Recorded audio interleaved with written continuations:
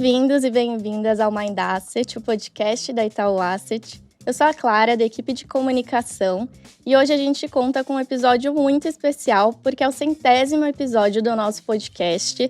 E para comemorar, a gente está tendo uma edição em vídeo também, além de por áudio. Então, se você quer acompanhar esse bate-papo em vídeo, clica no link da descrição do episódio, que ele vai te direcionar direto para o nosso canal no YouTube. Bom, e para comemorar esse marco do nosso podcast, a gente conta com a presença do Arlindo Penteado, que é diretor responsável pelo Multimesas da Itaú Asset, para a gente comemorar em dobro, na verdade, né? Porque o nosso modelo Multimesas acaba de atingir 100 bilhões sob gestão. E eu trouxe o Arlindo aqui para comemorar comigo e contar para a gente todo o nosso panorama do Multimesas e que a gente entenda, né, de onde a gente veio e para onde a gente está indo. Tudo bem, Arlindo? Seja bem-vindo novamente ao Mind Asset. Muito bom, obrigado mais uma vez por estar aqui. Vai ser ótimo estar trocando ideia de novo com você, Clara. Bom, Arlindo, então, para a gente começar, eu queria que a gente recapitulasse um pouco, né, o modelo Multimesas, para a gente entender o que ele é, de onde ele surgiu, né, e trazer também, né, como é que funciona esse modelo de gestão dentro da estrutura da Itaú Asset. Legal, Clara.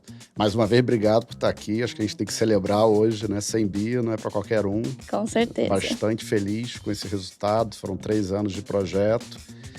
E aqui, já respondendo a tua pergunta, o modelo Multimesas, ele nasce, sobretudo, de uma ambição que a Itaú Asset tinha de ter um produto que fosse perene no tempo. O que é ser perene, né? Um produto bom, com consistência de resultados e que pudesse ficar muito tempo aberto e disponível para os clientes, porque a gente entendia que aquela dinâmica que existia no mercado de fundo bom, fecha rápido, acaba não sendo uma solução de investimento para os clientes, né? Então a gente queria ter um produto perene.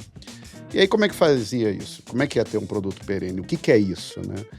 É ter a consistência que eu te falei, é ter capacity, e para isso a gente precisava ter muitos gestores por detrás de uma única cota, né? Aqui no Brasil há uma tendência de ter sempre um gestor, né? Sempre associado a uma cota, aquele gestor visionário, aquele gestor que consegue adivinhar tudo, e a gente acha que, de uma certa forma, o modelo, para ser perene ao longo do tempo e você garantir que você está sempre entregando resultados, você precisa de diversidade na gestão.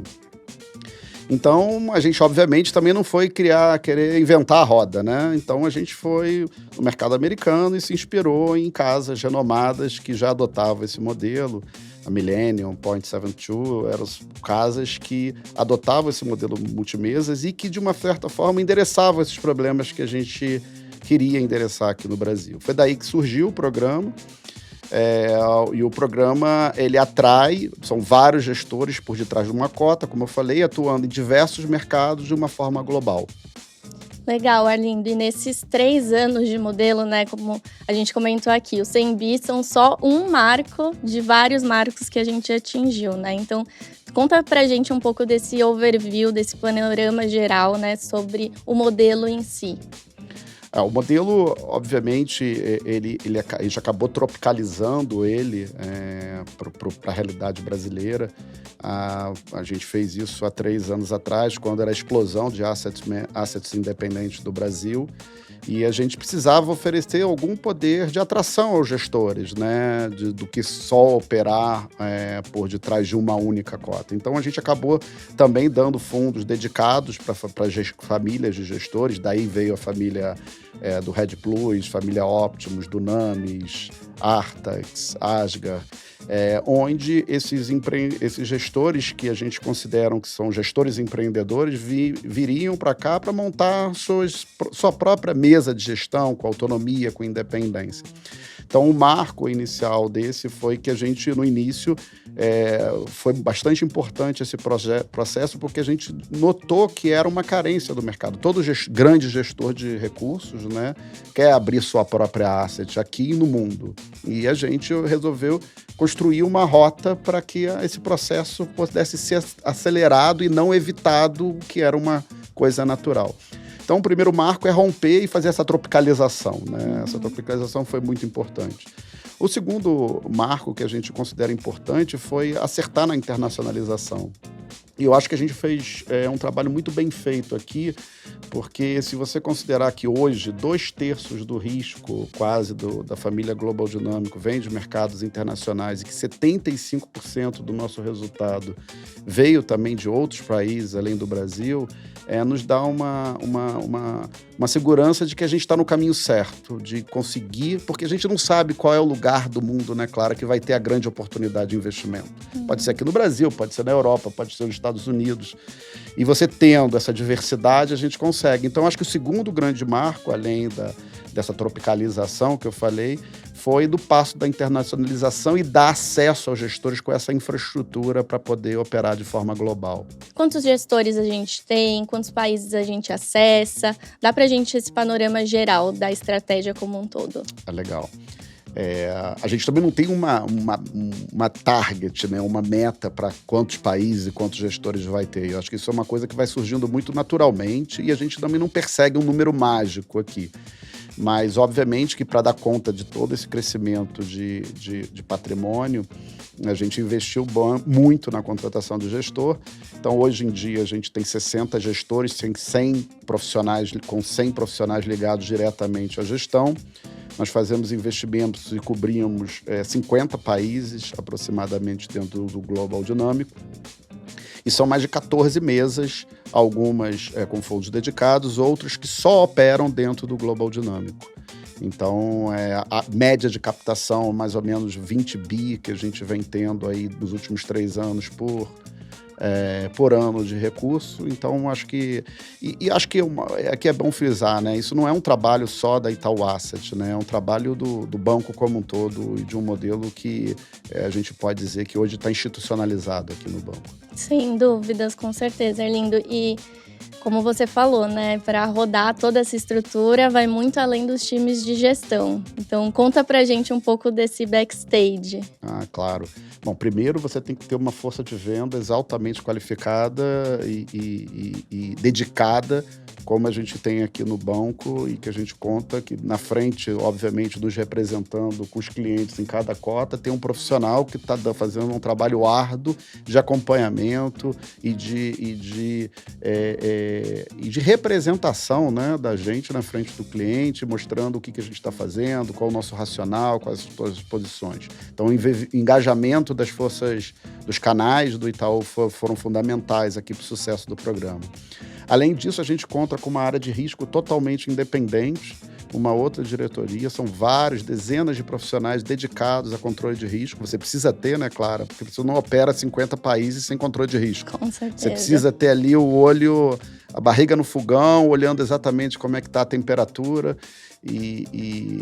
Eu acho que aqui foi fantástico o trabalho que o banco fez para poder fazer toda essa infraestrutura de risco e operações, né? Operações para liquidar essas operações, às vezes, de madrugada, porque você opera em vários fusos horários, você contacta vários fornecedores internacionais para poder fazer o cálculo da cota corretamente. Então, áreas de risco, área de operações, canais de vendas, eu acho que isso tudo foi fundamental aqui para o sucesso do produto. Excelente, Arlindo. E um dos grandes méritos, né, além da Itaú Asset em si prover toda essa infraestrutura, né, para o modelo ficar de pé, realmente é a atração dos talentos, né? Então, puxando aqui uma segunda etapa do nosso papo, né? Como é que a gente consegue atrair essa diversidade de talentos aqui para a nossa estrutura? Legal, claro. Eu acho que aqui a primeira coisa que a gente também tem que enaltecer é o trabalho da área de recursos humanos do banco, que soube identificar uma tendência no mercado de valorização do profissional de gestão, uma tendência de empreendedorismo e conseguiu colocar de pé um modelo que fosse altamente competitivo para padrão brasileiro, tá? E o trabalho disso dentro do banco não é um trabalho muito fácil, mas eu acho que a gente teve muito mérito de conseguir esse modelo. Diante desse modelo, com um modelo bom, com uma infraestrutura que eu já mencionei, com uma capacidade de aprendizado brutal do nosso departamento econômico, porque quando você cobre 14 mesas que estão hoje presentes, com outras 5 ou 6 que já passaram pelo multimesas, você acumula muito conhecimento.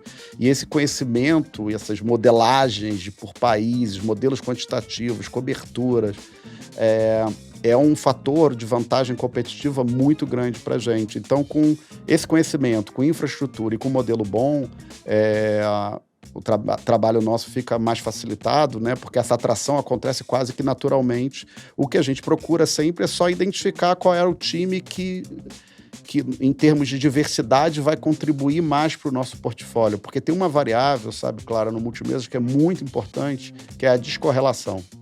Não adianta contratar 14 times e todo mundo operar da mesma forma, todo operar do mesmo estilo. A gente precisa de diversidade, a gente precisa de um olhar diferente para os mercados. Então, o trabalho, assim, a cereja no bolo no final de toda, além dessa atratividade, é saber um pouco selecionar quais são os gestores que vão contribuir para essa diversidade, para essa descorrelação. Entendi. E como você fala, né, são muitos times de gestão ali, né, sob a sua alçada. Eu imagino que seja um desafio gerenciá-los, né? Então, conta pra gente como que é um pouco do seu dia a dia dentro dessa dinâmica toda.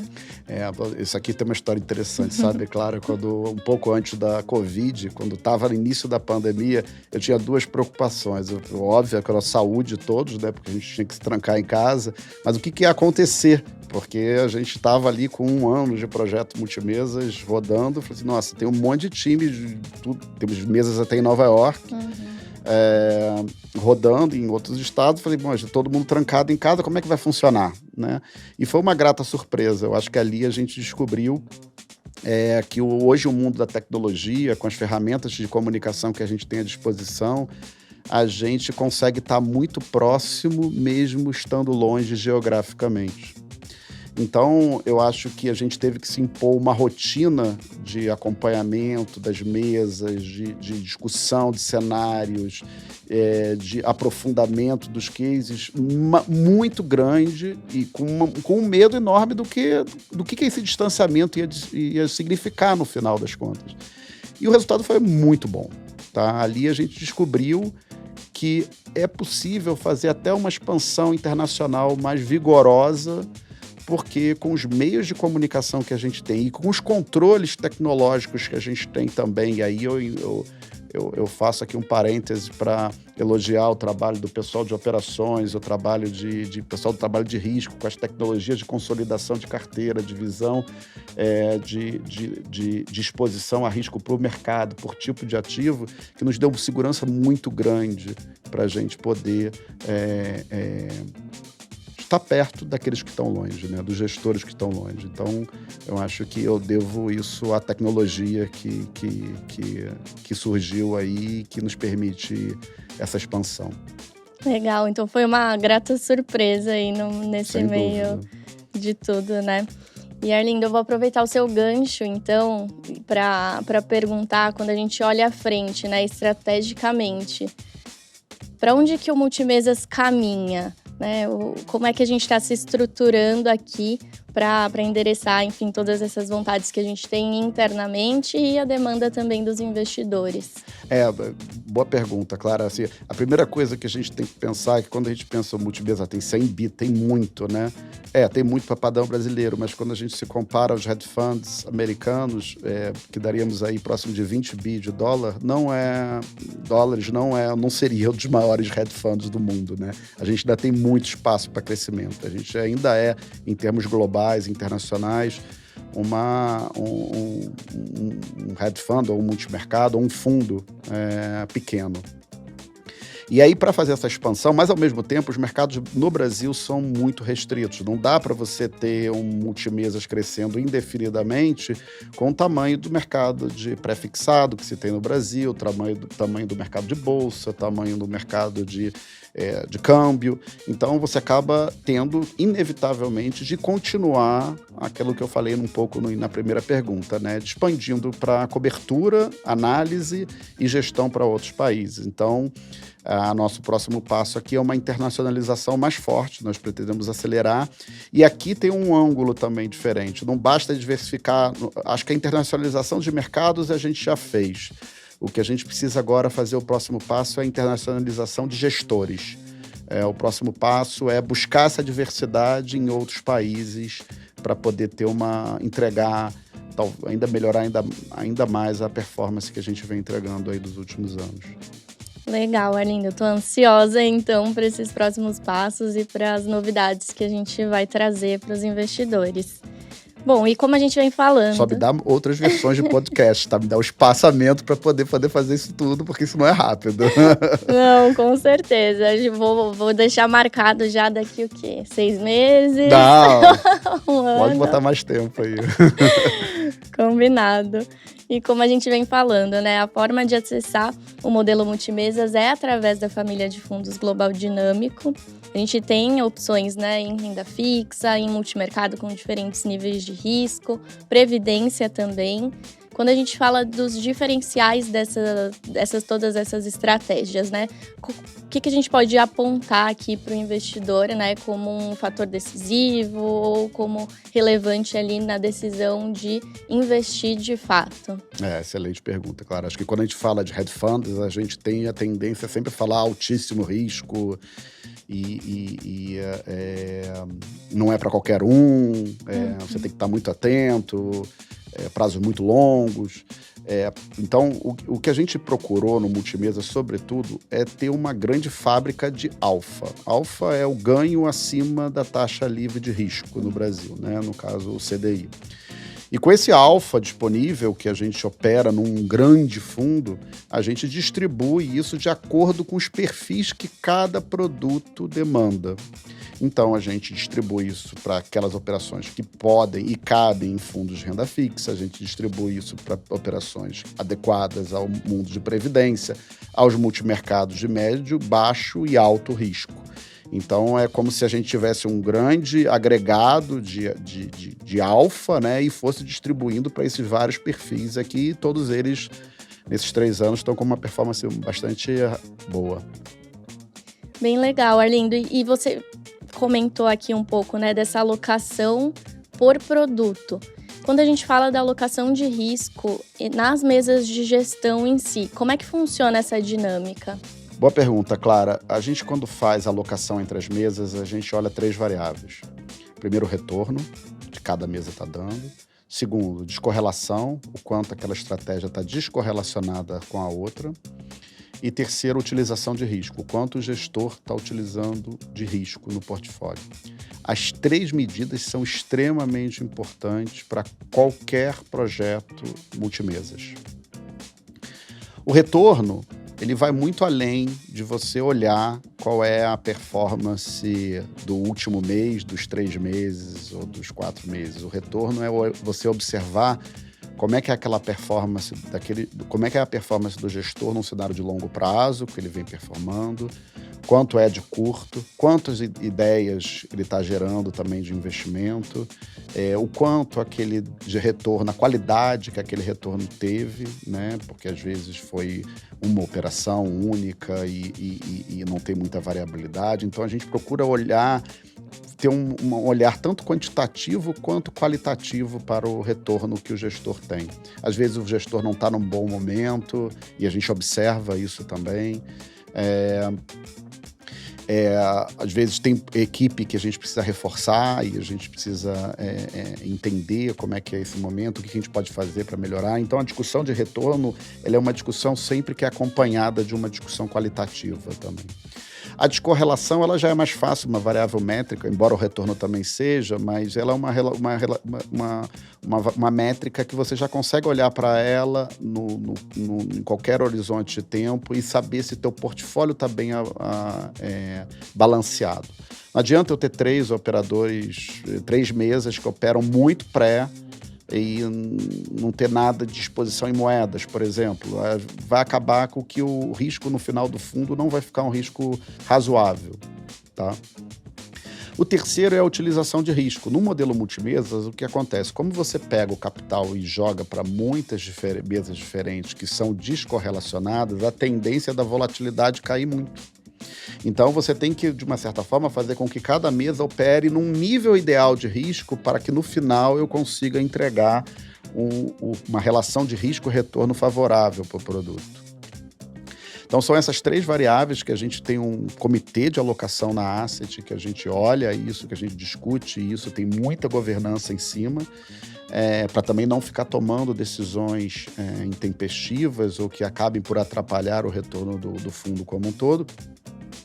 E, sobretudo, também para a gente criar um ambiente que garanta também a independência do gestor. Isso é muito importante para a gente. A gente não fica perguntando por que fez aquilo, por que fez assim, ou criando constrangimento. A gente quer criar um ambiente favorável para que as boas teses de investimento apareçam. Então, a interferência nas mesas é mínima. Tá? A interferência no sentido de alterar ou de mexer com a visão de mercado. A interferência é quando foge a algum padrão de risco que a gente determinou no início, mas, em suma, eu destacaria essas 3 variáveis: retorno, descorrelação e utilização de risco. Bem legal, Arlindo. E pegando o primeiro pilar que você trouxe, né, de retorno, quando a gente olha para o global dinâmico, o que o investidor pode esperar em termos de risco e retorno, né, desse produto e das variáveis aqui de classes de ativo? Olha, é interessante esse ângulo, né? A gente tem uma visão crítica, assim, de ficar parametrizando os fundos com risco muito alto para poder aparecer em ranking de fundos de investimento, né? A gente tem muito esses rankings de 10 anos, de 5 anos, melhor do ano, os top 10 do ano, os melhores 5 do mês. A gente, como eu te falei, a gente tem a ambição aqui de ter uma consistência muito grande. Então, eu não preciso ser o primeiro, mas eu preciso estar sempre ali no primeiro quartil dos fundos, sempre sendo uma boa opção, aberta, como eu te falei. Não adianta nada eu ser primeiro do ranking e estar a maior parte do tempo fechado, né? Quem te garante que quando for abrir vai ser uma boa percepção de risco e retorno para os clientes, né? Então, o que a gente quer é ter uma opção, ser sempre uma opção boa, frequentando o primeiro quartil. O que é característico de um fundo, sempre dos gestores multimesas, porque quando a consistência é isso, é você ganhar acima do bench com uma volatilidade adequada àquele retorno que você está tendo. Então, ao mesmo tempo em que a gente não tem a expectativa de ser o primeiro, o top 5 de cada ranking, a gente tem a expectativa também de não ter drawdowns, né? De não ter quedas muito grandes, acentuadas num determinado mês. Isso é consistência, isso é equilíbrio, porque nem esses drawdowns sucessivos podem levar a um resgate que é indevido. Então, essa consistência é muito importante. E para que eu seja consistente, entregando um retorno que seja bom o suficiente para pagar, né, os custos do fundo, que são a experiência do cliente seja agradável, aí entra as métricas que eu falei para você de utilização de risco. Eu preciso que todo mundo opere num determinado nível de risco para que o retorno líquido, que é a experiência do cliente, seja satisfatória no final. Perfeito, Arlindo. Então, acho que se eu pudesse resumir nosso papo, né, em 3 palavras, diria que seria consistência, diversificação e internacionalização. Tô certa? É isso mesmo? Como que você está olhando aí para esse longo prazo? Por aí mesmo, Clara. Eu acho que a gente está no início de uma grande jornada. O Multimesas do Itaú só tem 3 anos, estamos com 100 bi, um sucesso grande agora no início. Nós não podemos deixar a peteca cair, nós vamos trabalhar duro aqui para continuar entregando para o investidor uma experiência boa. O investidor que entrou há 3 anos, eu tenho certeza que está muito satisfeito com o produto. A força do longo prazo de retornos consistentes é muito grande. E acho que aqui vale a mensagem. O Itaú já existe há mais de 50 anos.